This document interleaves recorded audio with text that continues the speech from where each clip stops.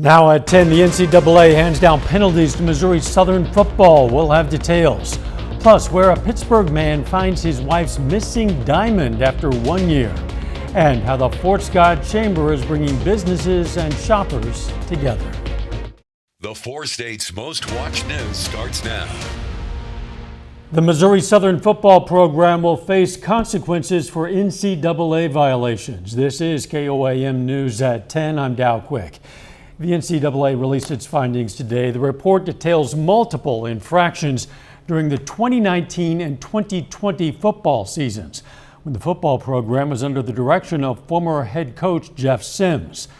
The university says no one currently involved in the program is implicated in the infractions, but the NCAA has handed down multiple penalties against the Missouri Southern football program. Sports Director Jacob Leonard will have details of the allegations, the penalties, and reaction later in sports. A groundbreaking ceremony today celebrates construction of a new clinic in Pittsburgh for children with autism. It's a project by the nonprofit group Integrated Behavioral Technologies, or IBT, in conjunction with Sunshine Childcare. They aren't shy looking for qualified people to help. We have a program director, so that's all KDHE driven. So KDHE requires those program directors to have the degrees and those years of experience and so many hours. So no, it'll be two different entities when it comes to that. Program director will carry the lead on that side as far as the child care. The nearly 2,400 square foot facility is scheduled to open early next year. Could serve up to 30 families. IBT hopes surrounding communities and cities will reach out to obtain services. A Pittsburgh couple who lost a diamond on their wedding ring got quite the surprise. KOAM Shugun Bamideli sat down with the Smiths and has more. After taking their morning walk on the 4th of October 2021, Fran Smith discovered that the diamond on her wedding ring was missing. At that point, she didn't know when it had fallen out or where. Thought perhaps even into the shower that morning. So we searched the house and tried to find it with a light, maybe the reflection, and we didn't come up with the diamond at all. Losing all hope that the diamond would be found, the couple took the ring to a jeweler to remove the prongs that once held the diamond. So therefore, we had the ring fixed without the diamond and looked really nice. After living without the diamond for a full year, the Smiths got a huge surprise on October 1st of this year, finding the diamond in the cervix of Dawn's walking shoe. Kind of skeptical because I couldn't think that after a year that actually we had found it. Well, when I saw it, I thought, my goodness, this has been stuck in here for a year, and I've walked around all this time and it never came out. And I was pretty confident that it was the right diamond. I mean, it wasn't any fake little jewel laying around. After the diamond was taken back to the jeweler to be remounted, the Smiths tell me a good Samaritan already paid for the diamond to be put back in its rightful place. And then when we went to pay the jeweler after he had put it back on the ring, and then he told us that somebody else had already paid the bill for us. So that was very emotional. Don says his children were excited. With the diamond gone or the diamond there, our devotion to each other and to God remained the same. And so we shared the story of finding the diamond, and everyone, our children and grandchildren included, are pretty excited about her having the diamond back in her ring. Reporting in Pittsburgh, Shugun Bamideli, KOAM News. Nice ending. That couple got engaged with that ring in 1966. It wasn't a diamond that brought Fort Scott, Kansas together, but the scene there was a Christmas spirit jewel tonight. The Fort Scott Area Chamber of Commerce brought businesses and shoppers together with a night of cocoa and caroling. Carolers sang from under a gazebo downtown as shops stayed open late for people to check out some items from their Christmas shopping list. Well, because we sing parts. If you sing low, we sing bass. If we sing high, we sing soprano. And we all get along together in harmony. It's kind of a microcosm of how we get along. There was also hidden mistletoe in participating stores. If a shopper found it, they would win chamber bucks. Missouri Southern is also in the Christmas spirit. The university today hosted their inaugural Holiday Happenings celebration.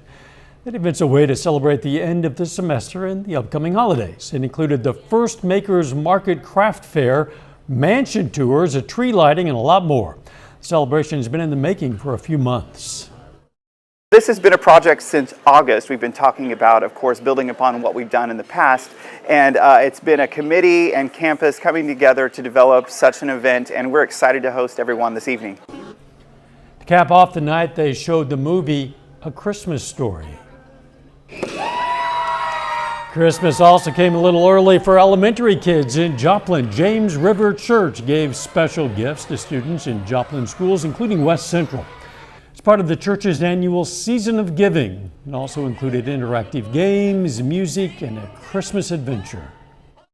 What Jesus did. That's what God is all about, is showing the community His love, showing the community that there is a safe place and they can find hope and peace in Jesus.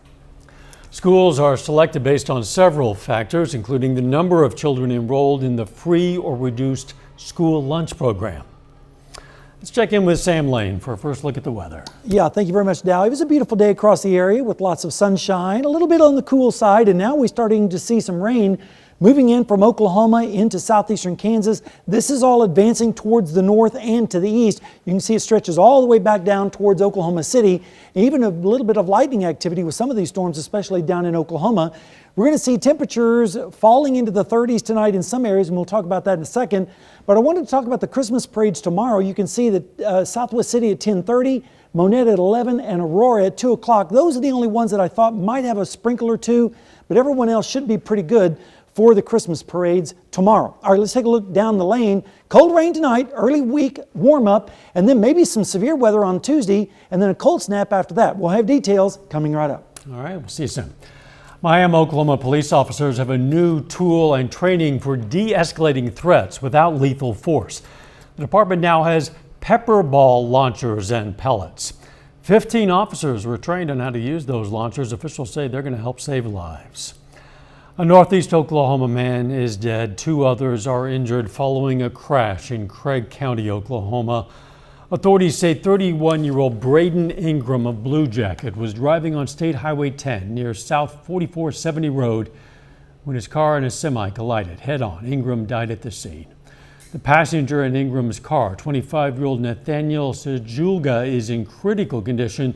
The driver of the semi, 37-year-old Daniel Tanner, also in critical condition.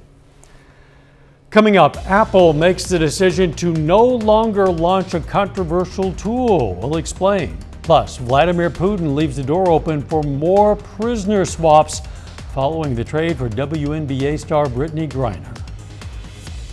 Democratic Senator Kyrsten Sinema of Arizona says she has switched her registration to independent. But the first-term senator also says she does not plan to caucus with Republicans, and that will ensure Democrats retain their narrow voting majority in the Senate.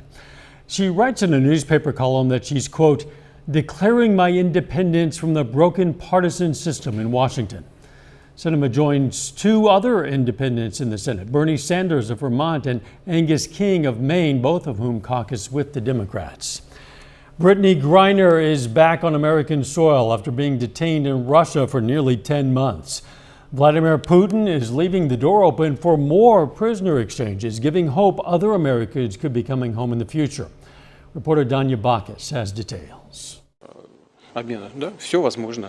Russian President Vladimir Putin says more prisoner exchanges with the U.S. are possible following the release of Brittany Griner. The WNBA star landed in San Antonio, Texas early Friday morning and is now receiving care at Brooke Army Medical Center. She has been reunited with her wife, Sherelle. U.S. officials who met her on the ground said she was in very good spirits, appears to be in good health. The White House says it is still hoping to free former U.S. Marine Paul Whelan, who has been jailed in Russia on espionage charges since 2018. They were not willing to negotiate in good faith for Paul Whelan. And so it was either Brittany Griner one American or no American. A U.S. official tells CBS News that over the summer, Moscow proposed trading Whelan for a Russian assassin who is serving a life sentence in Germany convicted of murder. The U.S. had no power to release the prisoner, and Berlin refused. We heard what Mr. Putin said. Now let's see what he and his officials are willing to do to help us get Paul home. Elizabeth Whelan hopes to see some urgency about getting her brother back. I don't look for apologies, I look for action. And I am willing to be very plain spoken about that. Griner was swapped for Victor Boot, known as the Merchant of Death. Danya Vakis, CBS News.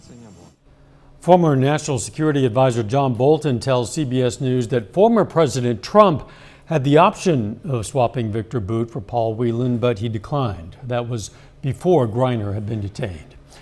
Apple is no longer launching a controversial tool that would have checked iOS services and the iCloud for child sexual abuse material. Tech giant first announced the feature in 2021 in the hopes of combating child exploitation and promoting safety, but the proposal received a wave of criticism for potential privacy implications. Instead, Apple now plans to refocus its efforts on communication safety features. That tool allows opt-in parental control to warn minors and their parents of any incoming image is sexually explicit. Twitter owner Elon Musk says the company is working on a feature that will flag shadow banning. Now, shadow banning is when a social media platform limits how many people can view a user's post without their knowledge. Musk says a software update will show a user's true account status so they know clearly if they've been shadow banned, the reason why, and how to appeal. He did not provide a timetable. The issue's been a rallying cry among some conservatives who claim Twitter has suppressed their content. A little bit later, we're going to hear more about the NCAA's penalties against Missouri Southern's football program. And we have some cold rain moving into the area. I'll have the details on your forecast coming up, so you want to stay tuned.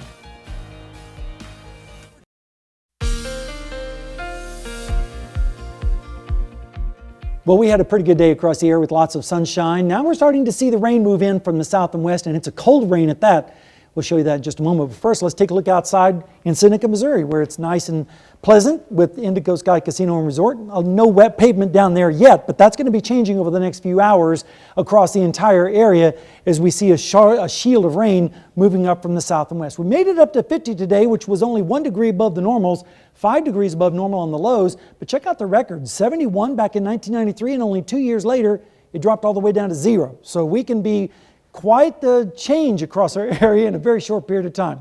Here's a look at the radar in motion. You can see the rain developing across Oklahoma, moving up to the north and east. It's now starting to advance into our western areas and up around Iola right now, where it was very close to freezing.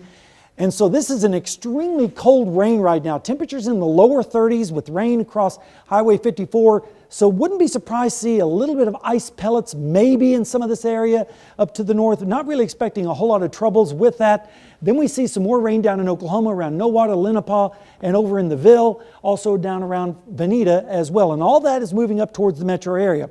Temperatures are very chilly, as I mentioned, especially up to the north. Check out Iola. They're only 1 degree above freezing right now at 33. 37 in Fort Scott, same thing in Nevada, 41 here in Joplin, 45 down in Grove, so it is a little bit warmer down to the south, but those folks up to the north, it's going to be a very cold rain, and you can see that we are generally around 10 to 15 degrees colder tonight than we were last night. And then we're adding rain on top of that, so it's certainly feeling very winter-like out there, especially with all the wetness. You can see the dew points right now are in the lower 30s, and that's what's saving us from a mess up to the north. If these dew points were in the upper 20s or around 30, it would be an ice storm going on up there, but no storm like that tonight, thank goodness. We do have some winter weather in our forecast though, and we'll get to that in a second. But right now in Joplin, we're at 41, feels like 41, dew point is 37, and of course the humidity is up there at 86%. Here's your forecast. As we go through the overnight hours, that rain will advance across our entire area, and then by 7 o'clock in the morning, we'll see temperatures in the 30s and 40s with the rain moving off towards the east, just in time for the parades to start. And then tomorrow afternoon, we'll see highs in the upper 40s to around 50 degrees and northerly winds. Then as we go into Sunday morning, we'll start to see lows in the 30s, around 40 degrees across the area, freezing up to the north and west. with partly cloudy skies. Then Sunday afternoon, I think everyone will see some sunshine, so we'll start to break into the 50s across the area. That will continue into Sunday night into Monday, with clouds increasing from the south and west once again and lows in the 40s. Rain chances, pretty good bet across the area, around 100% across the entire area. Then they rapidly drop by tomorrow around mid-morning. Rainfall amounts around an inch or so, especially to the south of Joplin, and then up to the north a little bit lighter, but still everyone should get a good soaking for tonight. Here's the storm system tonight. That moves across our area tonight and into tomorrow. Then we're going to be watching this big storm system carve its way into the southwest, and as this kicks out into the plains on Tuesday, we could have a round of severe weather. We'll have to watch it very closely. And then yet another storm system dropping into the south and west. So it's going to be pretty active around here over the next week or so. Here's your forecast. 51 tomorrow, 56 on Sunday, 62 on Monday and Tuesday, with that chance of severe weather on Tuesday. We'll keep an eye on that for you. And then look at that, Dow. Maybe some snow flurries on Thursday morning, especially up towards the north, and then yet even colder weather in our extended forecast, and I'll tell you about that a little bit later. Yeah, some people might be looking forward to chance of snow. I am not one of them personally. Thanks, Andy. All right. Still ahead, Webb City and Carthage square off in the semifinals of the Carthage Invitational, and Pitt State hits the road for a border battle against Carl Junction. Jacob Leonard has those highlights and a lot more after this.